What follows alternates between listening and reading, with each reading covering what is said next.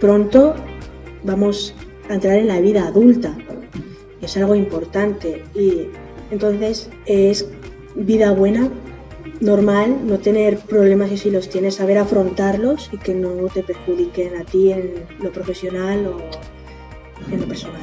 Venir a la escuela todos los días para aprender cosas nuevas y también me gusta venir a la escuela para jugar a fútbol y para estar con mis amigos.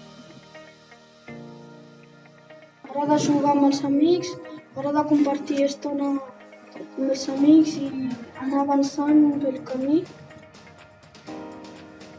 Una vida normal, encontrar treball, casa i tot això i poder tenir una vida el que cap, pues, bona. Supongo que porque es como un derecho y porque a veces es divertido.